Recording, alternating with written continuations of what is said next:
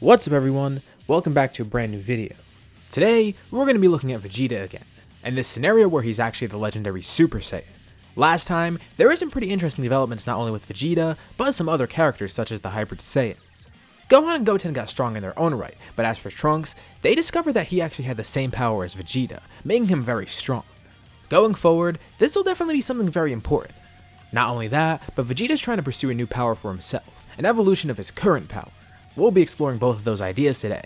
For this part, let's hit a like goal of 3,500 likes. Once we hit that, I'll continue with another part to this series. Anyways, let's pick up from here. Given the performance of the Hybrid Saiyans on Earth last time, Whis and Beerus definitely take note of this. Goku and Vegeta weren't there to gauge Frieza's strength, but the fact that they were able to defeat Frieza with a new power-up, that's clearly pretty impressive in its own right, regardless of how strong Frieza actually was.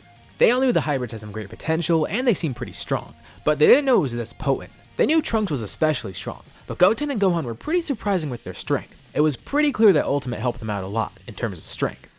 And it's good to know that they have 3 strong fighters nearby, because next up, they'll need a team of 5 since the Universe 6 tournament is next. As you could probably guess, the team is going to be all the 5 Saiyans: Goku, Vegeta, Gohan, Goten, and Trunks. It is the best team in terms of power, and everyone's pretty available. Well, except for Gohan. But you know what, he could just reschedule stuff, let him go to the tournament. He's participating here. With the team now ready, Goku and Vegeta train for the next 3 days in the Room of Spirit and Time. And after that, they all head off to the tournament. So, the first fight is going to be pretty much the same. It's Goku versus Batamo, and it would go pretty much the exact same as normal. There's no reason for it to change. Same with Goku versus Frost. Next up though, Gohan would face Frost instead. And while Frost still does have the poison, I'm sure Gohan would know that this guy is some sort of trickster. Whatever ability he used to paralyze Goku, Gohan is definitely going to be on the lookout for that. Since he's not too sure what it is, he tries to keep his distance, trying to not make any physical contact with Frost so he can't use this ability, because seemingly he does need that contact. Gohan theorizes that as long as he stays away and attacks from a distance, he'll be okay. In terms of power, he's more than fine. He just gotta be careful and tactical about how he moves. As you'd probably expect, with his power and with this strategy, he would end up winning against Frost, meaning he's up against Vegeta next. We've seen the type of insults that Gohan can call Boo, so let's just say he used the same insults here against Vegeta, meaning he wins this match as well. Next up, he faces Kaba. I don't feel like Gohan would be the type to try and teach him Super Saiyan, but in terms of the fight itself, of course he's going to be an advantage. It's also going to be a pretty friendly fight as you'd expect. So things are going well so far. Gohan just took out 4 fighters in a row, and so far they've only lost Goku. Universe 6 only has 1 person left, and it's Hit. But even though they're disadvantaged in terms of numbers, they're not disadvantaged in terms of power. Hit would likely be able to easily defeat Gohan. His power alone is pretty good enough, but the fact that he has time abilities means he has a clear advantage in this fight. But luckily, the next fighter that's fighting for Universe 7 is the strongest on the team, that being Vegeta. Vegeta's glad that he finally got to fight. He thought he may have not gotten the chance. It'll be a perfect test for his new powers. He could finally show off all of his great training with Beerus, as well as whatever he learned in the Time Chamber. Instead of going into Legendary, he goes into Super Saiyan God.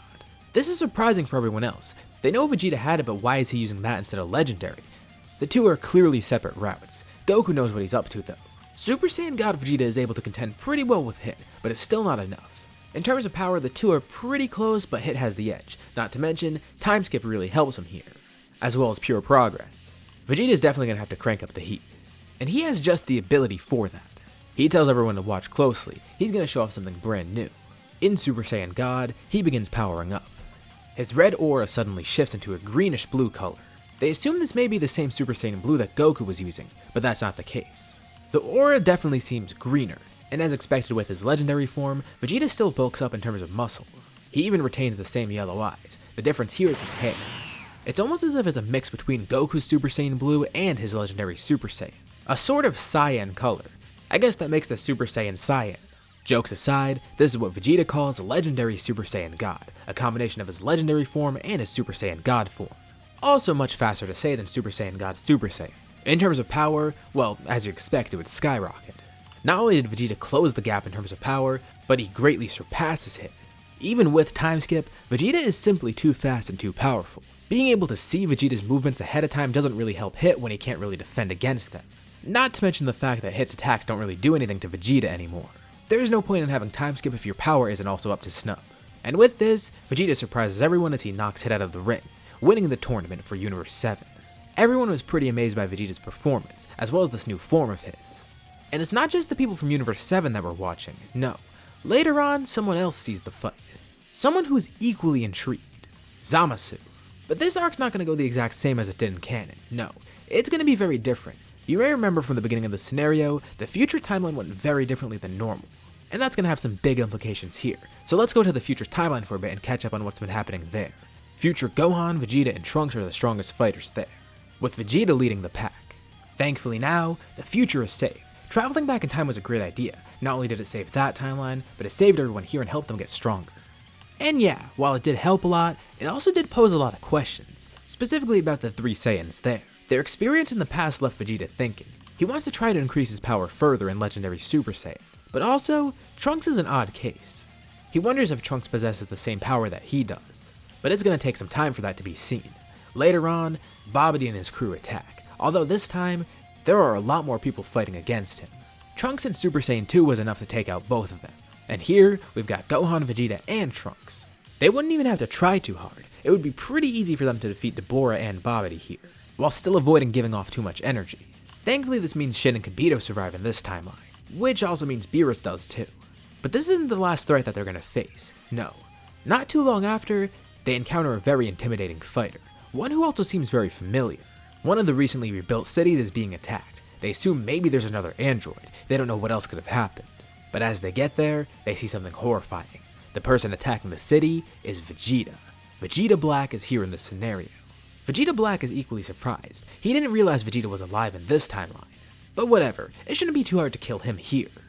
Angered by this imposter, Vegeta jumps up and goes right for the kill, aiming to kill Vegeta Black in one shot. Black is actually kind of concerned, until someone jumps in to help him, Zamasu. As Vegeta attacks, Zamasu completely tanks it, being erased by it and then regenerating. Well, I guess they already found out about the regeneration in that case. Not really a secret anymore. Vegeta Black tells Zamasu to stay out of it. He wants to do this himself. He's been trying to access that same power that Vegeta has, and maybe if he actually fights him, he'll be able to tap into that. The two begin fighting, and Vegeta Black begins to feel it. The anger is coursing through him. The power of the legendary Super Saiyan may be his. He just needs to continue fighting and getting experience. Trunks and Gohan jump in to help as well. Gohan shows off Super Saiyan 2, while Trunks shows off his own legendary Super Saiyan form, surprising Vegeta Black. After all these years of training, he's been able to access it himself, just like Trunks in the present timeline. They know that Zamasu can't die now, so instead, the three of them focus on killing Black first. Zamasu is quick to pick up on this, noticing they all shifted their focus towards Vegeta Black. This may actually be an issue, so he needs to help Black before things get too bad. As you'd probably expect, Vegeta Black would probably die in this situation, with Zamasu trying to intervene. However, Vegeta Black does have an escape plan. He's almost killed and panics. And in his panic, he accidentally activates the time ring, escaping to a different timeline. By this point, Shin and Kibito would probably be watching, and Shin would tell them what just happened. Realizing that Zamasu has a time ring as well, he tells them to take Zamasu's ring. Vegeta is more than fast enough to do this, snatching Zamasu's ring before he can escape, making him stuck in this timeline.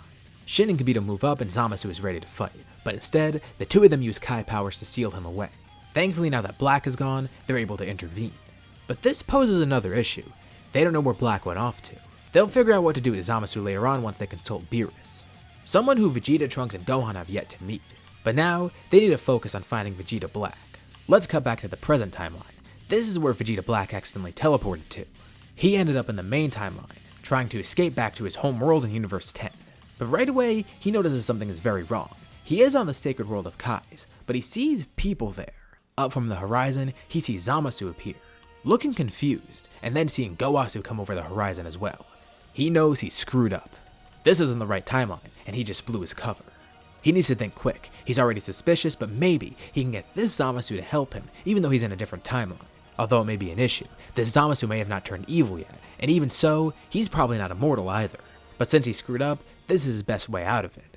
He doesn't hesitate. Immediately, he jumps towards Gowasu, killing him with one shot.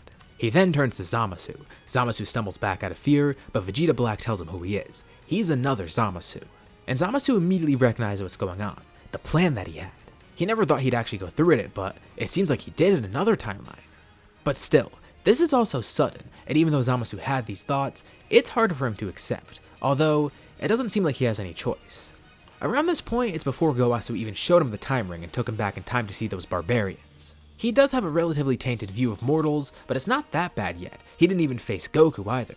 But still, Put yourself in his shoes. He has an insane villain standing in front of him who just killed his master, a guy who's claiming that he's him. With no other real choice, he nervously accepts. Vegeta Black almost goes to the same timeline, but knows they're on high alert there. If he goes back now, he'll surely die. He coaxes Zamasu into healing him, and then gets a great idea. Even if he may not be able to attack the future timeline right now, he could try and attack this one. There's still mortals here that need to be extinguished. And they may be potential issues. I mean, what happens if those mortals from the future travel back in time to this timeline? That would definitely be a bad thing. So now he tells Zamasu he has a new target, Earth in this timeline. Much like the future, our heroes notice a city being attacked one day, and naturally they head in. At least the people that are on Earth. Goku and Vegeta are training with Beerus right now, but the hybrid Saiyans thankfully are there. As you'd expect, they'd be very surprised to see that Vegeta's attacking the city, although they come to realize that this isn't actually Vegeta. Vegeta Black actually gets kind of a kick out of this. He sees a past version of Gohan and Trunks standing there. He knows nothing of this timeline, but still, it gives him a bit of a chuckle, and now, after being healed, he's much stronger than before. Not to mention much angrier than before. He's ready for a fight. The hybrid Saiyans go in right away, and Black has an easier time fending off against them than he did against the future warriors. Zamasu sticks back and acts as support. He's not immortal, so he can't get involved here. And much like Goku Black in canon, this Vegeta Black would also probably evolve very quickly. Not just in terms of power, but transformations. Maybe after that fierce battle and all this anger coursing through him, he could finally unlock that legendary Super Saiyan power that Vegeta has. He hasn't tried yet, but it's worth a shot. He defends against the hybrid Saiyans relatively easily, although with their powers combined, they're almost equal to him. A transformation would really help, but he doesn't really know how to go about it. This frustration keeps building up within him, his anger getting more and more intense. As we know with Vegeta in this scenario, his anger is his worst enemy. It unleashes all of his power and causes him to access legendary Super Saiyan in the first place. So for Vegeta Black, it would be pretty much the same thing, although still very different. This anger eventually causes Vegeta Black to begin transforming, trying to control the power coursing through him. He doesn't want to lose control after all. He slightly bulks up as his hair stands up, beginning to change color. He fights back against it while trying to control it, shaking vigorously. The power from this transformation alone is enough to knock the hybrid Saiyans back, and they watch in awe. This is going to be like a Super Saiyan Rose transformation, except different. It's going to have the twist on it that Vegeta's transformations would have. So since this would be essentially legendary Super Saiyan mixed with Rose, or at least parts of both put together, I wasn't necessarily too sure where to go with this. So like, would that be pink mixed with green? What would that be? Hold on, let me look this up. Oh god, it's brown? No, I'm not doing Super Saiyan brown. Alright, let's do this. Mixing blue with Vegeta's legendary Super Saiyan was a lot easier. This one I definitely had to get a bit more creative with. The whole thing with Goku Black is his anger makes him stronger, just like with Vegeta. And since he is a true Kai, he's gonna have a different form than just regular legendary Super Saiyan God that Vegeta has. It would be the anger of Vegeta and Vegeta Black, mixed with the godliness and calmness of Zamasu. So this right here is his own version of legendary Super Saiyan God. Since Zamasu is very cocky and likes to make godly names, let's call this one Divine Super Saiyan. The name's similar to the regular forms, but has Zamasu's own unique twist on it, which I feel is fitting. Immediately the three hybrids are concerned. They try to fight, but Vegeta Black holds them off much easier. They're not sure how to defend against him, and it becomes clear that Vegeta Black is having a hard time controlling this power. Anger is surging through him. It's making it hard for him to not go berserk. And while he is able to control his emotions, still, it's very strenuous. Almost painful in a way, but he accepts it. This is the power he needs to win. He'll exterminate everyone here, and then he'll head back to that filthy future timeline, finishing the job he couldn't complete before. Easily, he overpowers the three Saiyans, as well as any other fighters that are there helping. It seems like he's not even trying. Zamasu watches on from the sidelines, and he's still having pretty mixed emotions. Consider the differences between him and regular Zamasu in canon. Canon Zamasu willingly put himself in that situation, slowly getting radicalized until he killed Gowasu. Of course that did get reversed though. But here, none of that happened yet. Sure, he's had these impure thoughts, but nothing really too bad. And this person, this beast, he came out of nowhere and then killed Gowasu, essentially strong-arming Zamasu into joining him. Zamasu is still very unsure. Is this something he actually wants, or did he just join because he was so cowardly? He doesn't know, but he watches on feeling both intrigued and horrified. Vegeta Black goes in for the killing blow, ready to kill the three Saiyan. But before he can attack, something interrupts them. A blinding light appears as something crashes into Earth. And as the light fades, it's revealed to be Whis, who just brought Goku and Vegeta back to Earth. Whis had been watching, and he told the two what he knows so far. The two look over and see Vegeta Black, with the two Vegetas making direct eye contact. Meanwhile in the future warriors are scrambling to come up with a solution. As a fight begins to brew in the past, the three in the future want to figure out what happened. With this disaster spreading across timelines, we'll leave off here for now. So what did you guys think about this part? What do you think will happen next? Will Zamasu fully turn evil, or can he be redeemed? Will Vegeta Black be able to win with this new power, or will he be overcome? Leave any thoughts and suggestions in the comments below. I'll be sure to check them out to see what you guys think. As always, if you liked the video, be sure to drop a like, and let's try to hit that like goal from the beginning of the video so we can get another part to this series. If you haven't already, why not subscribe? As well as hitting the bell icon and get notified about any future parts of this What If, or any other videos that I upload on my channel. As always, I'd like to thank you all for watching, and I'll see you all in my next video.